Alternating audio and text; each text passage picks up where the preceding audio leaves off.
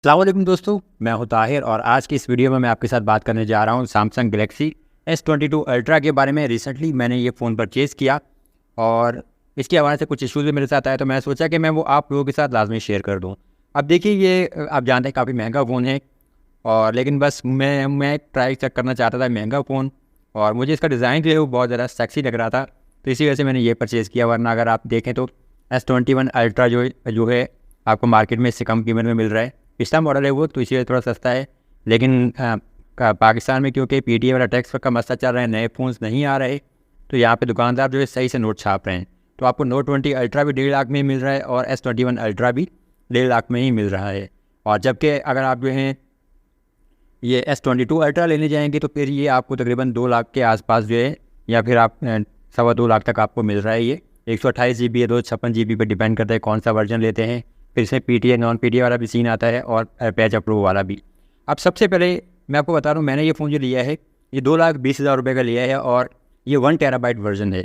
तो सबसे बड़ा जो वैसा मसला हुआ इसमें, एक तरीके से समझे कि वो मेरे साथ सीन हो गया, वो ये है कि जब मैंने ऑनलाइन सर्च किया था तो इसके बारे में मैं टैक्स वगैरह देख रहा था कि ऑफिशियल टैक्स कितना है इसका। तो इसका जो ऑफिशियल टैक्स जो मुख्तलिफ वेबसाइटों पर तकरीबन जो है 128 GB, 256 GB और फिर 1 टेराबाइट वर्जन के हिसाब से अलग अलग शो हो रहा था। तो अगर आप 256 GB या 128 GB लेंगे तो तकरीबन 1,25,000, 1,30,000 रुपये तक जो है इसका ऑफिशियल PTA टैक्स है। और 1 टेराबाइट का जो वर्जन था, मैंने 2 वेबसाइट्स पे देखा, एक तो बोल की वेबसाइट थी और एक कोई और वेबसाइट थी। वहाँ पर जो इसका 1 टेराबाइट वर्जन का जो टैक्स लिखा होता ऑफिशियल, वो 68,000 रुपये जो है पासपोर्ट पे और 78,000 के करीब जो है तकरीबन उस पर अपना 1 टेराबाइट वर्जन जो था उसके लिए लिखा हुआ था। तो इस वजह से जो है मैंने ये जाके जब मार्केट गया तो वहाँ पे मुझे लेने तो गया मैं 256 GB वाला वर्जन, लेकिन वहाँ पे मुझे ये 1 टेराबाइट का वर्जन मिल गया और वहाँ नज़र आया। तो मैंने सोचा कि यार अगर वो मैंने लेना है तो उससे बेहतर ये है कि मैं 1 टेराबाइट वाला ही वर्जन ले लेता हूँ और इस पर जो मैं ऑफिशियल टैक्स पे कर दूँगा, अगर वो 17,000 के करीब ही है।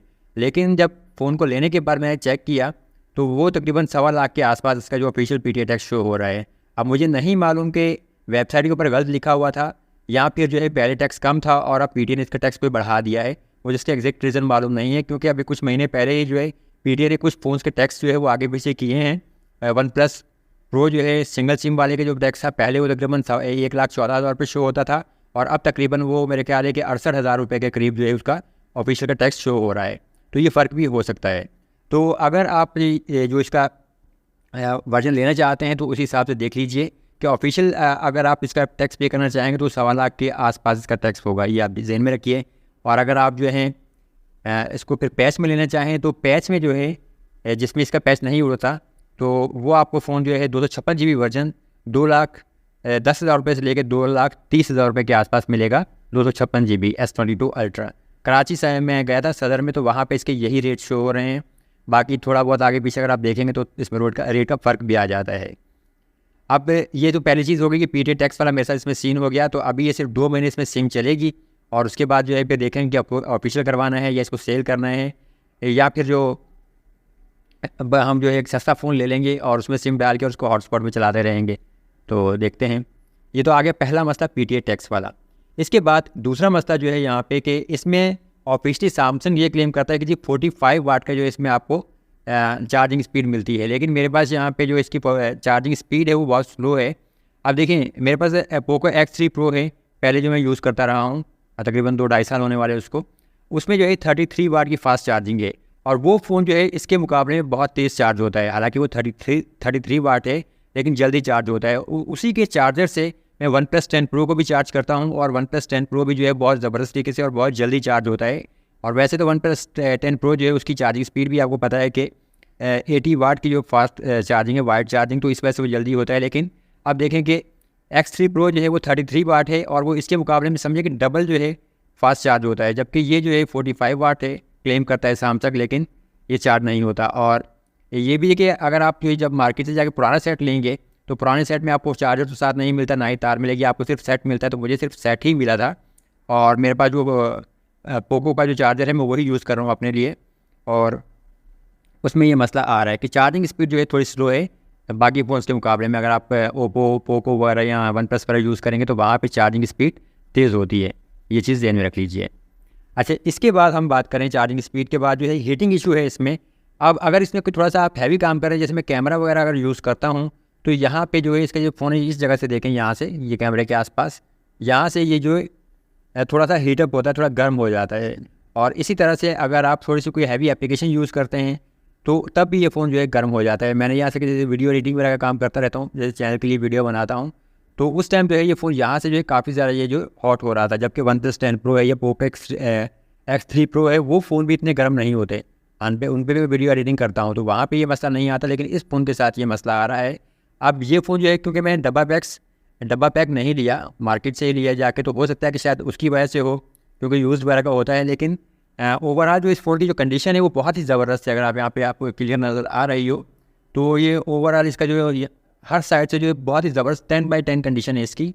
तो मुझे लगता नहीं है, लेकिन हो सकता है कि शायद कोई मसला हो इसका इंटरनल और या फिर चार्जिंग स्पीड का। लेकिन मैंने यूट्यूब पे कुछ देखा था, एक और बंदे का जो, तो उसने भी ये बात शेयर की हुई थी कि उसके पास भी ये फ़ोन जो है ओवर हीट हो रहा है, उसके पास मसला आता है। तो ये मेरे ख्याल है कि कुछ और लोगों के साथ भी ये मसला है इसका। ठीक है जी, हमारे पास दूसरा इशू हो गया। अच्छा, उसके बाद जो है इसका जो एक अहम चीज़ है वो है इसमें स्क्रीनशॉट लेने का बड़ा मसला है।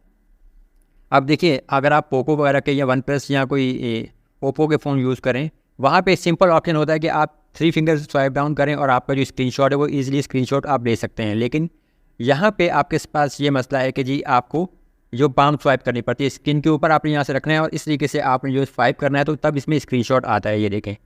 तो लेकिन मैं अभी ये स्क्रीनशॉट आ गया है यहाँ से, ये देख लीजिए। लेकिन ये कभी ये काम करता है और कभी ये काम नहीं करता। ये बहुत मसला करता है मेरे भाई, ये देखें। अब ये सिर्फ टोटल स्वाइप हो रहा है, ये काम ही नहीं कर रहा। और अगर आप जो है नेविगेशन कीज़ यूज़ कर रहे होंगे तो तब भी थोड़ा काम करेगा। और मेरे पास जो है तब भी ये, अगर मैंने 100 ट्राई की हैं तो उसमें समझिए कि ये 80 बार फेल हुआ है, 20 बार काम किया। इसमें हो सकता है कि क्योंकि मैंने इसके ऊपर स्क्रीन प्रोटेक्टर भी इस्तेमाल किया हुआ है तो उसकी वजह से मसला आ सकता है, या कोई और रीज़न भी हो सकता है। लेकिन जब भी आप स्वाइप, ये जो जेस्चर नेविगेशन है, जैसे मैं इसमें जेस्चर नेविगेशन यूज़ कर रहा हूँ, तो उसके बाद तो यहाँ पे ये जो बिल्कुल काम करता ही नहीं है ये, तो स्क्रीनशॉट लेना बड़ा इसमें मसला है। अब देखें कि अगर आप ये चेक करें कि इस तरीके से स्क्रीनशॉट जो है स्वाइप जेस्चर के ज़रिए लेना आसान है, या सिंपल आप 3 दफ़ा स्वाइप डाउन करें और ये आप पे जो है स्क्रीनशॉट आ जाता है, बहुत ईजी है। और पोको में तो मेरे पास ये सिंपल ऑप्शन है कि अगर मैं जो होम बटन है उसको लॉन्ग प्रेस करूँ तो स्क्रीनशॉट आ जाता है। वो हालांकि बहुत ज़्यादा सिंपल और ईजी है, लेकिन सैमसंग ने पता नहीं कि क्यों ये घटिया काम किया, मुझे इसका रीज़न नहीं मालूम। तो इसको मसले को हल करने के लिए, मैंने सिंपल करने के लिए, फिर एक एप्लीकेशन आती है डबल टैप स्क्रीनशॉट। तो सिंपल जो है, अब मैं जो है बैक साइड पे अगर डबल टैप करूँ तो ये यहाँ पे आप देखेंगे ये इसका स्क्रीनशॉट आ जाता है। तो वो देखें, ज़्यादा इजी है। तो मुझे ये मतलब एक बहुत ही घटिया फीचर लगा था ये स्क्रीनशॉट वाला, कि यार इतना कॉम्प्लिकेटेड क्यों बनाया भाई। अगर बाकी तमाम एंड्रॉयड फ़ोन में सिंपल ये 3 फिंगर स्वाइप डाउन है, आपका जेस्चर है, वही रहने दें। ये डबल टैप है, जैसे आप बैक साइड पे करें और आपका स्क्रीनशॉट आ जाए तो वो ले लें। लेकिन यहाँ पे ये मसला मेरे साथ आया, क्योंकि अब मेरा काम ही ऐसे, इसमें स्क्रीनशॉट्स वगैरह मैं ज़्यादा लेता हूँ। आपको शायद बड़ा ना लगे, लेकिन ये थोड़ा मसला है।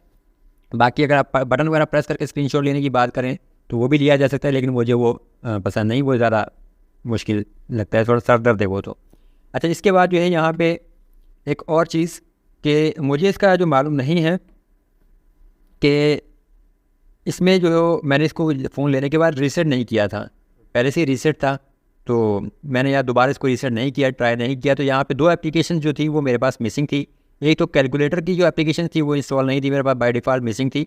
और दूसरी जो है वॉइस रिकॉर्डर की जो एप्लीकेशन थी वो भी मेरे पास मिसिंग थी। तो खैर ये बड़ा मसला नहीं है, सिंपल गैलेक्सी स्टोर पे अगर आप जाएंगे तो गैलेक्सी स्टोर में आपको जो है कैलकुलेटर की एप्लीकेशन भी मिल जाती है, और आप वॉइस रिकॉर्डर की जो एप्लीकेशन है वो ऑफिशियल सैमसंग की एप्लीकेशन है, वो भी इंस्टॉल कर सकते हैं। तो अब मुझे इसका मालूम नहीं है कि बाय डिफ़ॉल्ट ही ये क्या वजह थी, या जिस बंदे ने इसको रीसेट किया था शायद उसने कोई मसला किया था, तो इस वजह से वो मिसिंग थी एप्लीकेशंस। तो ये जो है थोड़ा सा इशू थे इस फ़ोन के हवाले से, तो मैं सोचा कि मैं आप लोगों के साथ शेयर कर दूँ। अगर वीडियो आपको अच्छी लगी तो चैनल को सब्सक्राइब जरूर कर लीजिए, वीडियो को लाइक और शेयर भी कीजिएगा अपने दोस्तों के साथ। मैं हूँ ताहिर ताउस, देश टेकी चैनल से। अल्लाह हाफिज़।